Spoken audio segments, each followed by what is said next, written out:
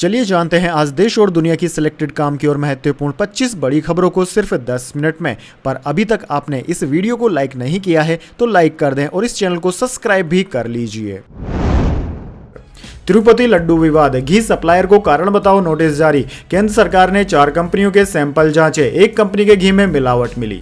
जी हां दोस्तों, आंध्र प्रदेश के श्री वेंकटेश्वर स्वामी मंदिर तिरुपति मंदिर के लड्डुओं में जानवरों की चर्बी मिलने के विवाद के बीच केंद्रीय स्वास्थ्य मंत्रालय ने 4 कंपनियों के घी सैंपल मंगवाए हैं। इनमें से एक कंपनी का घी क्वालिटी टेस्ट में फेल हो गया, उसमें मिलावट की बात सामने आई है। सरकार ने कारण बताओ नोटिस भी जारी किया है। उधर दोस्तों, सोमवार को तिरुपति मंदिर की शुद्धि के लिए महाशांति यज्ञ किया गया। सोमवार सुबह 6 बजे से 10 बजे तक इसे पंचगव्य प्रोक्षण यानी कि शुद्धिकरण में तिरुमाला तिरुपति देवस्थानम बोर्ड के अधिकारी समेत 20 पुजारी इसमें शामिल हुए।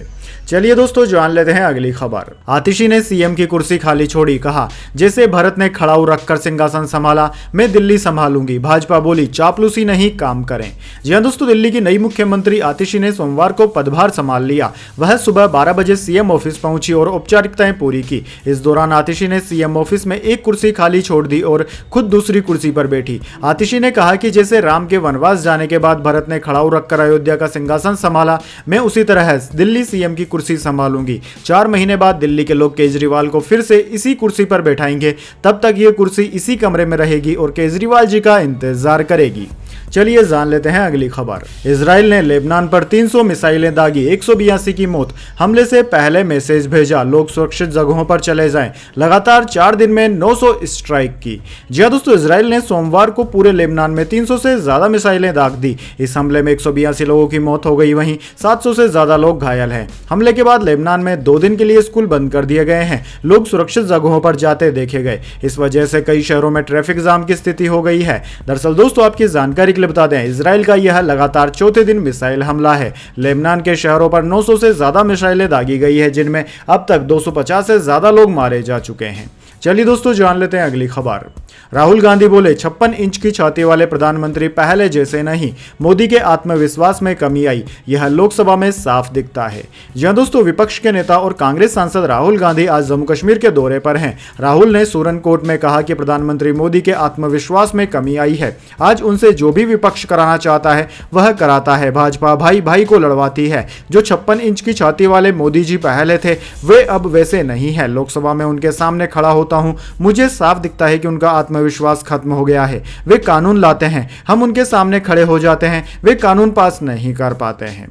चलिए जान लेते हैं अगली खबर। मैरिटल रेप पर सुप्रीम कोर्ट में कल सुनवाई। कर्नाटक और दिल्ली हाईकोर्ट इसे अपराध मान चुके हैं, मगर कानून में ये अपराध नहीं। जी हां दोस्तों, पत्नी के साथ जबरन संबंध बनाने पर पति के खिलाफ केस चलाना चाहिए या नहीं, इस पर मंगलवार को सुप्रीम कोर्ट में सुनवाई होगी। Chief justice of India CJI DY Chandrachud, justice JP Pardiwala की बेंच इस पर सुनवाई करेगी। कर्नाटक हाईकोर्ट, दिल्ली हाईकोर्ट के 2 फैसलों के खिलाफ मामला सुप्रीम कोर्ट पहुंचा है। इसके अलावा कई और जनहित याचिकाएं दायर की गई थी। इन सभी को एक साथ मर्ज करके सुप्रीम कोर्ट में सुनवाई होगी। दरअसल दोस्तों, भारतीय न्याय संहिता BNS की धारा 63 के अपवाद 2 के मुताबिक मैरिटल रेप को अपराध नहीं माना गया है। हालांकि इस मामले पर केंद्र सरकार को भी जवाब दाखिल करना है। केंद्र का कहना है कि कानूनों में बदलाव के लिए विचार विमर्श की जरूरत है। वैसे दोस्तों, आपको क्या लगता है, क्या मैरिटल रेप को रेप घोषित किया जाना चाहिए या नहीं? क्योंकि दोस्तों, अगर इसको रेप घोषित कर दिया जाता है तो इसके कई सारे बुरे परिणाम भी हो सकते हैं। इस बारे में आपके क्या विचार हैं? कमेंट बॉक्स में अपनी राय जरूर दीजिए। चलिए दोस्तों जान लेते हैं अगली खबर।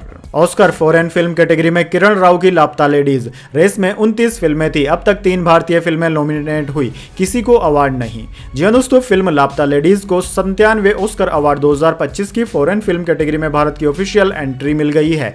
Film federation of India selection committee के चेयरमैन जहानू बरुआ ने 23 सितंबर सोमवार को यह घोषणा की। सिलेक्शन कमेटी की 13 मेंबर वाली ज्यूरी ने लापता लेडीज को चुना। बरुआ ने बताया कि फॉरेन फिल्म कैटेगरी में नॉमिनेशन के लिए 29 फिल्में रेस में थी। आमिर खान के प्रोडक्शन हाउस की इस फिल्म को किरण राव ने डायरेक्ट किया है। इस फिल्म में रवि किशन, स्पर्श श्रीवास्तव, प्रतिभा रांटा और नीतांशी गोयल ने मुख्य भूमिकाएं निभाई है। चलिए दोस्तों जान लेते हैं अगली खबर। सावधान, मंकी पॉक्स के जिस वेरिएंट को WHO ने बताया इमरजेंसी, उसका इंडिया में मिला पहला केस। जी हां दोस्तों, स्वास्थ्य मंत्रालय के सूत्रों से मिली जानकारी के अनुसार एमपॉक्स क्लाड 1 के पहले केस की पुष्टि हुई है। मंकी पॉक्स का जो केस केरल से सामने आया है वो क्लाडे यानी कि CLADE 1B का है। ये भारत का पहला केस है जो क्लाड A1 का है। इसी क्लाड को WHO ने वर्ल्ड हेल्थ इमरजेंसी घोषित किया था। दोस्तों पिछले एक हफ्ते से इस वेरिएंट के एमपॉक्स का पेशेंट भारत में आइसोलेशन में रखा गया है। चलिए दोस्तों जान लेते हैं अगली खबर। रोहतक में हुड्डा बोले, शैलजा कांग्रेस की वरिष्ठ नेता, किसी तरह की कोई नाराजगी नहीं, सीएम सैनी को बताया झूठ की दुकान। जी हां दोस्तों, हरियाणा की पूर्व मुख्यमंत्री भूपेंद्र सिंह हुड्डा ने कांग्रेस सांसद कुमारी शैलजा की नाराजगी से इनकार किया। उन्होंने कहा कि कुमारी शैलजा कांग्रेस की वरिष्ठ नेता है और किसी तरह की कोई नाराजगी उनसे नहीं है। दरअसल दोस्तों कुमारी शैलजा ने हरियाणा विधानसभा चुनाव के प्रचार से दूरी बना ली है। चर्चा है कि वह विधानसभा चुनाव के लिए कांग्रेस पार्टी के टिकट वितरण से नाराज है। इसके चलते वह पिछले कई दिनों से चुनाव प्रचार में सक्रिय नहीं थी, जबकि उनका नाम पार्टी के स्टार प्रचारकों की सूची में भी शामिल है। अब दोस्तों भूपेंद्र सिंह हुड्डा ने इस पर प्रतिक्रिया दी। उन्होंने सोमवार को रोहतक में पत्रकारों से बातचीत में कहा कि कुमारी शैलजा कांग्रेस की वरिष्ठ नेता है, सीएम सैनी और बीजेपी झूठ की दुकान चलाते हैं। चलिए दोस्तों जान लेते हैं अगली खबर। देश भर में बढ़ती बेरोजगारी के लिए नरेंद्र मोदी जिम्मेदार, श्रीनगर में राहुल गांधी का प्रधानमंत्री पर हमला।